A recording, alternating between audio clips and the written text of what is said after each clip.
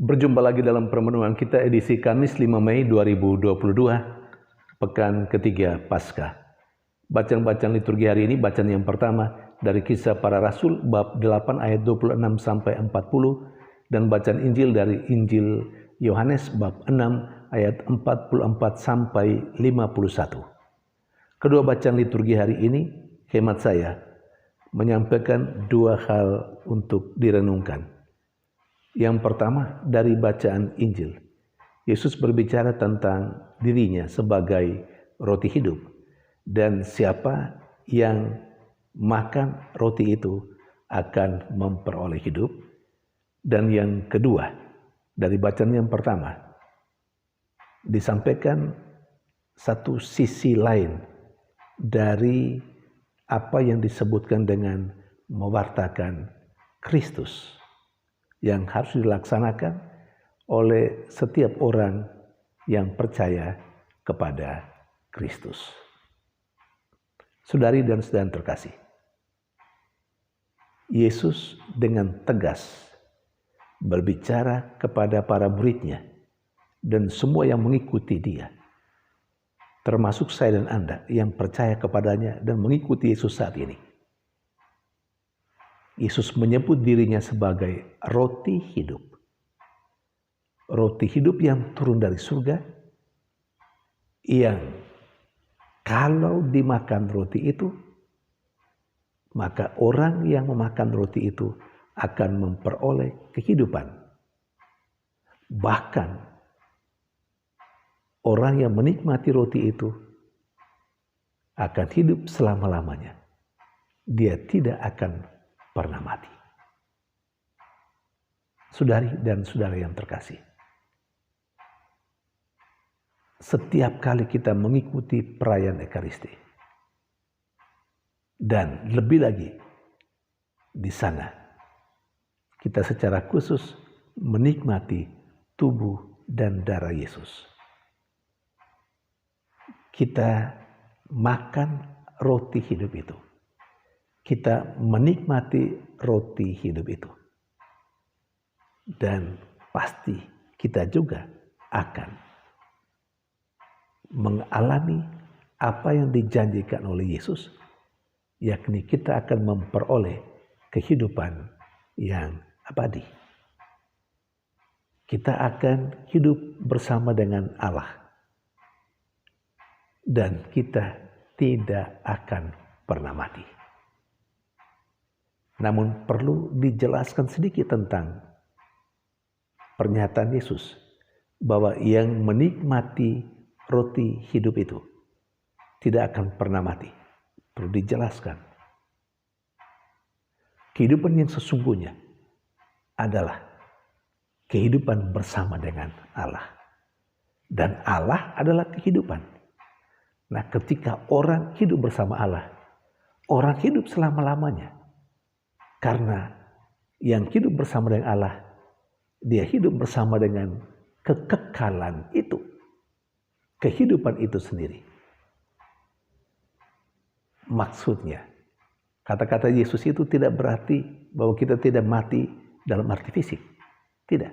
Secara fisik kita memang mati. Tetapi di balik kematian fisik kita akan bersatu dengan Tuhan. Yang adalah kehidupan itu sendiri, yang adalah keabadian itu sendiri. Mati yang sesungguhnya adalah kalau orang terpisah dan tidak hidup bersama dengan Allah. Saya dan Anda yang percaya kepada Kristus dan yang setiap kali menikmati roti hidup itu, kita sesungguhnya memiliki jaminan akan memiliki atau mempunyai hidup yang kekal dan kita tidak akan pernah mati. Saudari dan saudara yang terkasih, kalau kita menyadari sungguh-sungguh hal ini dan kalau kita memahami bahwa setiap kali mengikuti perayaan Ekaristi kita menikmati roti hidup itu, kita diajak juga untuk menghormati dan hadir secara penuh dalam setiap kali mengikuti perayaan Ekaristi, karena di dalamnya kita akan menikmati sabda Tuhan, dan lebih lagi kita akan menikmati dan bersatu ketika kita menerima tubuh dan darah Kristus menjadi jaminan kehidupan abadi kita. Kiranya kita makin menghormati perayaan Ekaristi dan mau hadir dalam perayaan Ekaristi secara baik, dengan hati yang tulus, secara penuh, kehadiran seluruh diri kita dengan konsentrasi yang penuh. Karena di dalamnya kita bersatu dengan Tuhan yang bersabda kepada kita, kita bersatu dengan Tuhan yang memberikan tubuh dan darahnya yang menjadi jaminan kehidupan abadi kita. Yang kedua, poin yang kedua dari bacaan yang pertama. Hemat saya, bacaan pertama berbicara tentang salah satu poin, salah satu sisi dari yang namanya mewartakan Kristus. Filipus, sebagaimana yang diceritakan dalam bacaan pertama hari ini, terdorong oleh bisikan Roh Kudus, berjumpa dengan seorang Ethiopia, Sida-Sida, pembesar dan kepala perbendaharaan dari Ratu Ethiopia. Dia berjumpa dengan Sida-Sida itu, dan atas dorongan roh pula dia mendekati Sida-Sida itu yang sedang membaca nas dari kitab Nabi Yesaya. Dan Filipus bertanya kepada Sida-Sida itu, apakah engkau mengerti? Dan ternyata Sida-Sida itu berkata, bagaimana bisa mengerti kalau tidak ada seorang yang memberikan pemahaman kepadaku?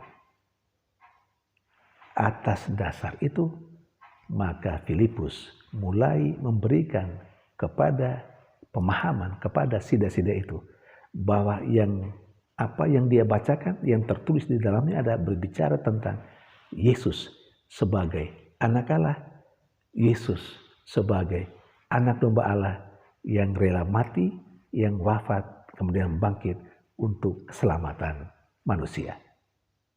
Saudari dan saudara yang terkasih, apa yang dilakukan oleh Filipus adalah bagian dari aksi pewartaan Injil, pewartaan tentang Kristus. Artinya pewartaan tentang Kristus, pewartaan Injil juga menyangkut yang disebut dengan memberikan pemahaman kepada orang yang ada di sekitar kita dalam karya pewartaan itu untuk mengerti tentang isi kitab suci. Saudari dan saudara yang terkasih, apakah pewartaan Injil dalam arti itu sudah biasa kita lakukan?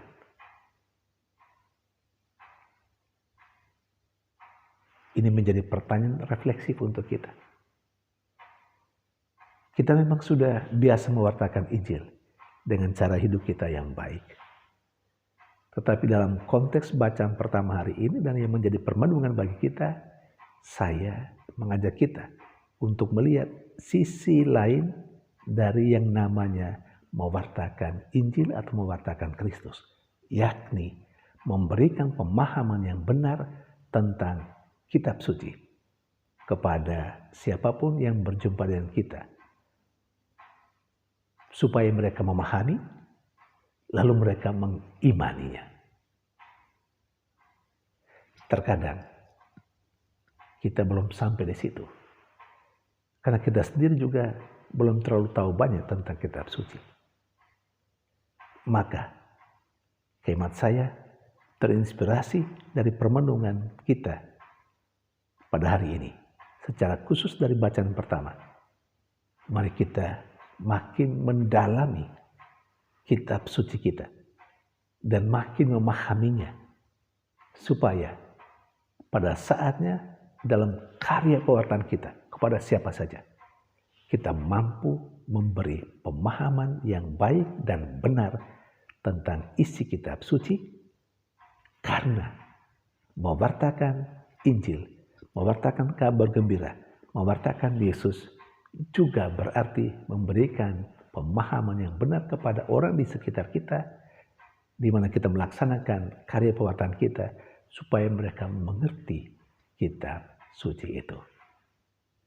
Maka kita harus membenahi diri kita menjadi orang yang dekat dengan kitab suci dan memahami secara baik dan benar isi kitab suci, supaya kita mampu membagikannya dalam karya pewartaan kita untuk sesama kita. Tuhan memberkati.